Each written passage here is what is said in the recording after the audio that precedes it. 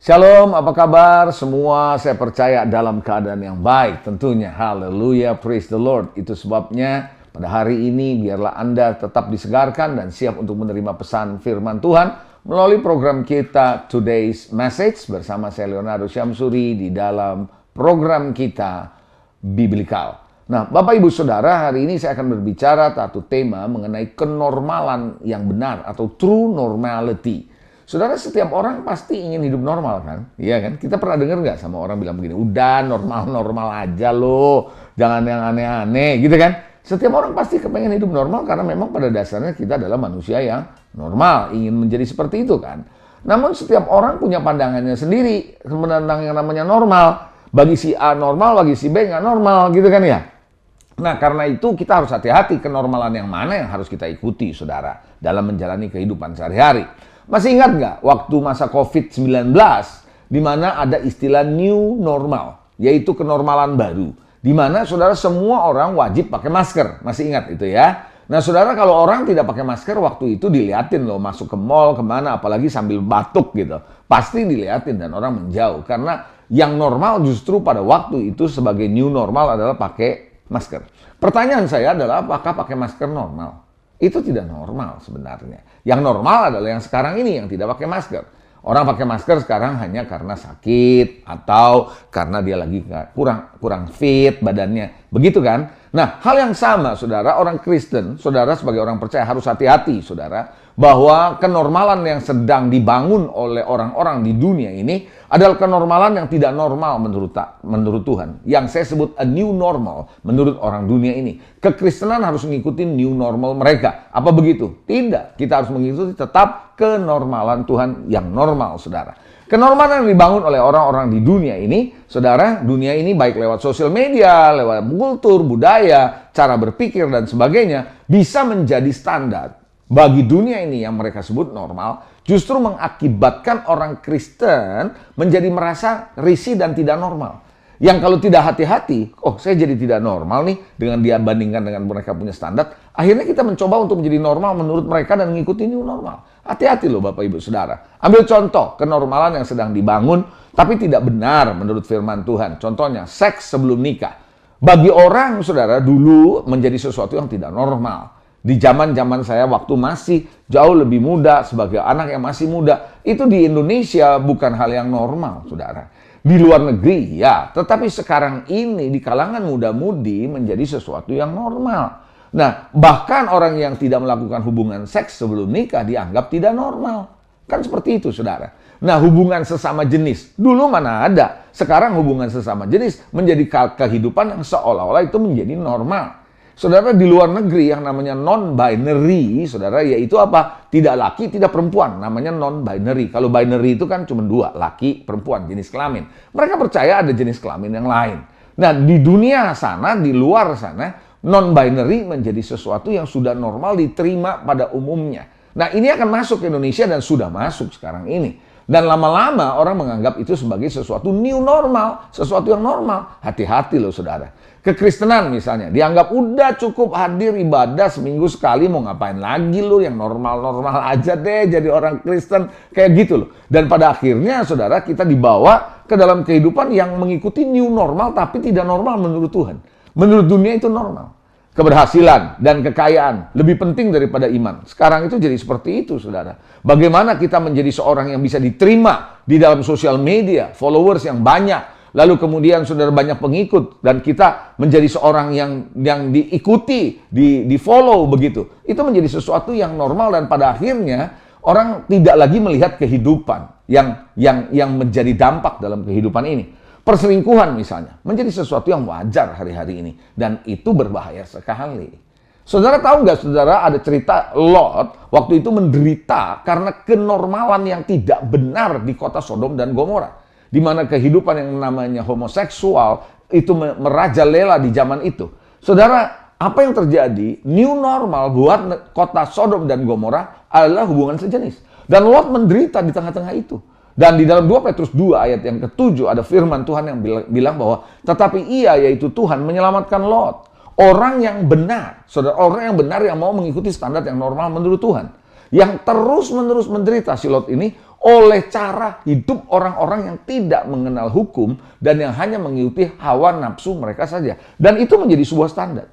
Normal buat mereka, hubungan sejenis, tetapi tidak normal menurut Tuhan. Dan Lot menderita di tengah-tengah seperti itu. Saya percaya ketika ketidaknormalan atau new normal ini coba diperkenalkan ke dalam kekristenan, orang Kristen bisa mengalami penderitaan seperti Lot, Gideon, dan bangsa Israel. Hidup dalam kenormalan yang tidak normal, new normal. Yaitu apa? Mereka hidup di goa-goa, hidup di pegunungan, di bukit-bukit. Itu tidak normal. Dalam Hakim-Hakim pasal 6 ayat 1 dan 2. Firman Tuhan bilang apa? Tetapi orang Israel melakukan apa yang jahat di mata Tuhan. Ketika bangsa Israel melakukan yang jahat di mata Tuhan, maka sebab itu Tuhan menyerahkan mereka ke dalam tangan orang Midian 7 tahun lamanya. Nah, saudara, selama itu orang Midian berkuasa atas orang Israel. Selama 7 tahun. Karena takutnya bangsa Israel ini kepada orang Midian, maka orang Israel membuat apa? Tempat-tempat perlindungan di mana? Di pegunungan. Goa-goa, kubu-kubu. Jadi mereka tinggalnya di goa-goa, kubu-kubu. Dan lama-lama mereka menganggap selama 7 tahun itu is a new normal. Sesuatu yang normal. Tuhan bawa mereka keluar dari sana untuk betul-betul mengalami yang normal menurut Tuhan. Makanya Tuhan menjumpai Gideon di sana. Maka itu Bapak Ibu Saudara, setiap orang Kristen harus waspada. Kan kita harus berani. Berani untuk apa? Untuk menolak hidup yang tidak normal menurut firman Tuhan. Harus berani, saudara, untuk menolak. Sekalipun itu normal menurut dunia. Kalau kita bilang tidak normal, kita harus tolak. Makanya kenapa? Di dalam Kisah Rasul 2 ayat 40, ketika Petrus khotbah di masa Pentakosta, apa yang dia bilang? Dengan banyak perkataan lain lagi, ia memberi kesaksian yang sungguh-sungguh dan ia mengecam dan menasehati orang-orang yang hadir, yaitu menasehati mereka. Katanya begini, kata Petrus, beri dirimu diselamatkan dari angkatan yang jahat ini. Jadi Petrus bilang, ini mereka hidup tidak normal nih. Kamu harus bisa memisahkan diri, keluar dari kenormalan dunia, karena itu tidak benar. Harus hidup dalam kenormalan yang benar. Nah, saudara, kenormalan yang benar adalah kenormalan yang didasarkan atas kebenaran sejati. Apa itu? Firman Tuhan. Karena dalam Yohanes 17, ayat 17, firman Tuhan jelas mengatakan apa? Kuduskanlah mereka dalam kebenaran. Firman-Mu adalah kebenaran. Jadi kita harus tahu yang menjadi kebenaran kita, landasannya adalah firman. Karena kebenaran memerdekakan saudara. Nah, oleh karena itu Bapak Ibu Saudara, kenormalan yang seperti apa? Kenormalan yang benar bukan apa yang dibangun oleh dunia, tapi apa yang dikatakan oleh firman Tuhan. Cara hidup, proses berpikir, nilai-nilai, budaya-budaya yang harus dihidupi oleh orang Kristen bukan bersumber dari dunia. No, tetapi dari kerajaan Allah, firman Tuhan. Karena kita adalah duta-duta dari kerajaan Allah. Hidup di dunia ini yang bersifat sementara, kita harus mengikuti kenormalan dari kerajaan Allah, bukan dari dunia ini. Saudara, ketika Nuh membangun bahtera, pada waktu itu, ia adalah orang yang sering dianggap tidak normal menurut saya. Kenapa? Karena pada masa itu tidak ada hujan. Tuhan suruh dia bangun bahtera. Namun justru ia adalah orang yang paling normal di mata Tuhan. Kenapa? Karena dia melakukan apa yang Tuhan akan lakukan ke depan. Saudaraku yang dikasihi Tuhan, kadang-kadang dalam hidup ini kita bisa stres. Ya, bagi Anda yang kuliah, sekolah mungkin, atau yang bekerja, berbisnis, Anda dianggap aneh. Tidak normal kamu. Di dunia itu yang normal tuh begini. Sogok menyogok, begitu ya. Hidup di dalam dosa, hidup dalam pesta pora, itu normal. Laki-laki punya istri simpenan, normal. Nah, saudara, Anda berhadapan dengan itu.